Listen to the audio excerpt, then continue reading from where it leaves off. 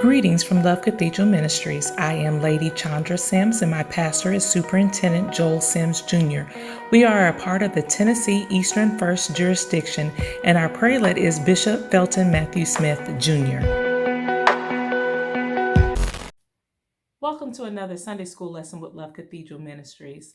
I would like to read you the title of our lesson on today.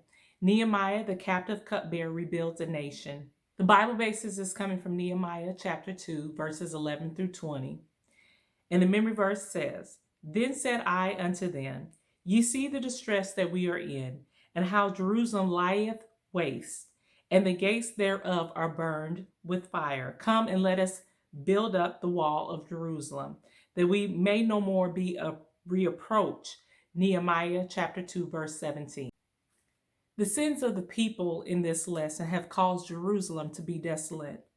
Nehemiah is the cupbearer to the king of Babylon. At first, I thought the cupbearer was a small title, meaning that, a small position. But as I began to read, it says the cupbearer was a very high position. And of course, he had to drink the drink before the king did. And so it was a very trustworthy position because the king's life was at the cupbearer's hand. And so Nehemiah had the king's ear. I would say, in reference to Queen Esther, she had a great position and she was at a position like Nehemiah to be able to speak to the king. And in this lesson, Nehemiah is able to speak to the king and the king gives him money to go back to rebuild Jerusalem. What I love about this lesson is that Nehemiah did not tell everyone his plans. He did not tell everyone his plans. And it says, I arose in the night, and in some few men with me, neither told I any man what God had put forth in my heart to do at Jerusalem. Neither was there any beast with me, save the beast that the road I was upon. And so Nehemiah did not take a lot of people with him. He was very wise. We want to do things and we think that people would be on our side or they would see the same thing that we saw. But Nehemiah knew that there were many nations counting on Jerusalem to stay in the ruins, counting Israel out, and keep that in his heart to himself, and then do all that he could do. It says that the king's heart is in God's hands. And so if God can soften the king's heart, then Nehemiah, by God's unctioning and his calling on Nehemiah's life, then Nehemiah had the king's ear. And so God caused the king to hear Nehemiah's want for his country. And God caused the king to give Nehemiah the funds. Now, could Nehemiah go and say, well, the king gave me funds to do this and that? A lot of times when we're doing, and I'm going to bring up the church community things, yes, it's good to talk to your church membership about what you're going to do and find out what your church membership wants you to do with certain funds, whether it's bless the community, whether it's build onto the church, whatever it is, but there's always some opposers to whatever vision that you have. And so instead of taking a big entourage, instead of telling everybody, Nehemiah kept these things in his heart to himself. He told very few people. And then he went out to survey the city to see whatever was being said to him, whether it was true or not. Now, they were in a foreign land. So Nehemiah was not in Jerusalem, but he heard many things. He went to survey the city at night so he could be in private without being watched by other people. And that's what he did. And he saw the city and he said, it is true what they say. The gates are burned with fire. The city is in disrepair and the walls needed to be rebuilt. Back then, fortified walls meant whether you would be able to survive an attack from an enemy. If the walls held up, then you could survive. If the walls didn't hold back the enemy, then they had a straight pathway into the city. And in Jerusalem, they had been burned with fire. They had lost the battle many years ago. But now it's time. It is that time for them to return. And before they return, the work needs to begin. And there are many times that we're looking, like I said, for people to say good things, to say, we're glad that you're back. But as long as Jerusalem stayed down, that made the enemy happy. In verse 19, it says, and when the Sanballat, the Horonite, and the Tobiah, the servant, the Ammonite, and the Geshem and the Arabian heard it, they laughed us to scorn. And they despised us and said, what is this thing that ye do? And will ye rebel against the king? So there's people that even Nehemiah had the permission of the king, they still put some type of lie out there. What are you doing rebelling against the king? There was no rebellion. He already had the king's permission, and God had already touched the king. So sometimes you will have people speak evil things unto you, even though God has already given you the commission, he's already given you the funds, he's already given you the permission from the pastor. There will be things that people out there that will put negative things out there about you. But Nehemiah was a man of wisdom. He kept to himself what the Lord had told him to do. He went forth on a journey to search out exactly and plan on what the Lord needed him to do. He did not stay stagnant. He did not stay fearful, but he went out on a journey to see what he could do. And he took his time. So we have to be careful of those that do a lot of storytelling.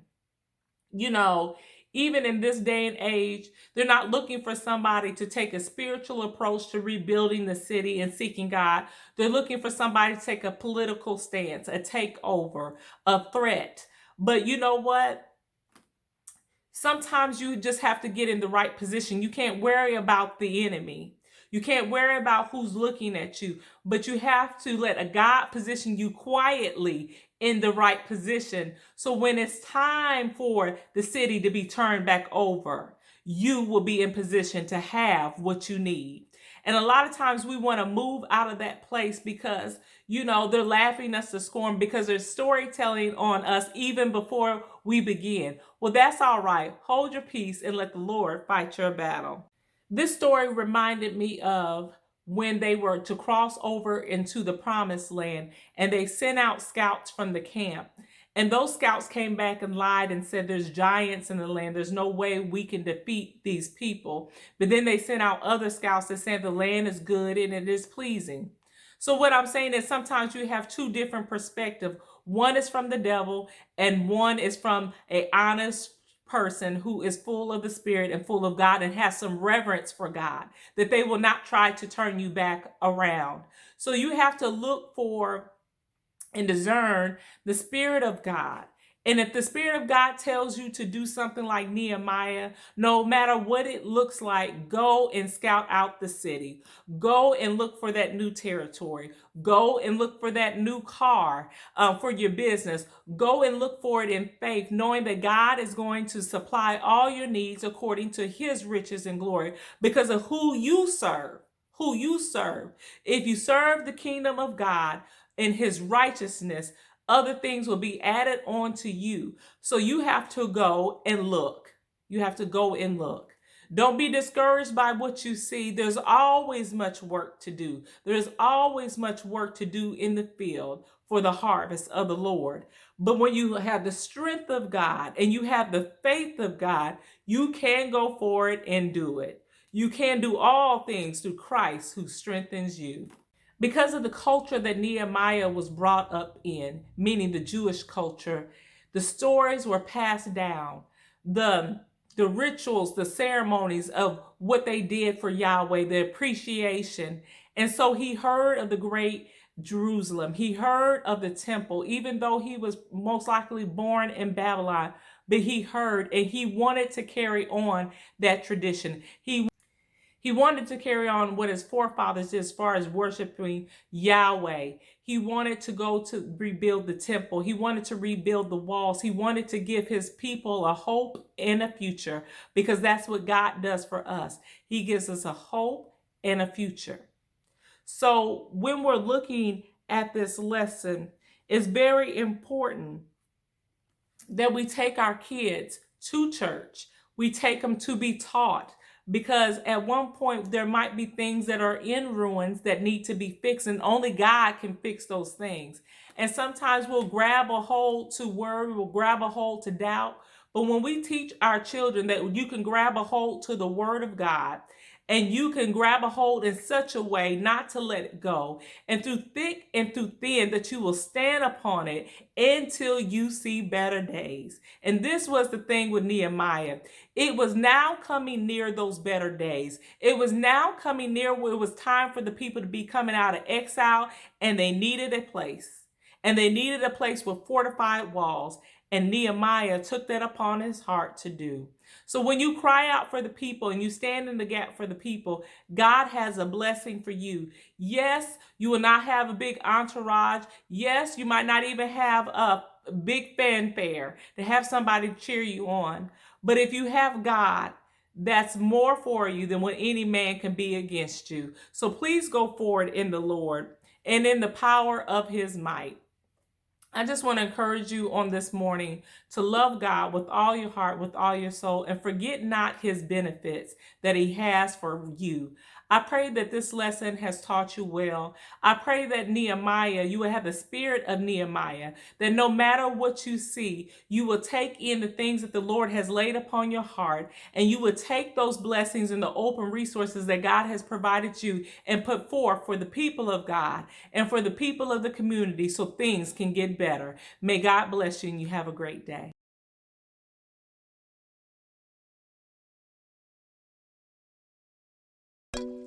Thank you for listening and supporting Love Cathedral Ministries. Please subscribe to the YouTube channel to get the latest updates for a new Sunday school lesson. I pray that this lesson has blessed you. If you would like to support the Sunday school ministry, you may send a token of love by Givelify. Look for Love Cathedral, Nashville, Tennessee, Pastor Joel Sims, or use Cash App, $ Love Nation TN. Also, you can mail it to P.O. Box 78340, Nashville, Tennessee 37200.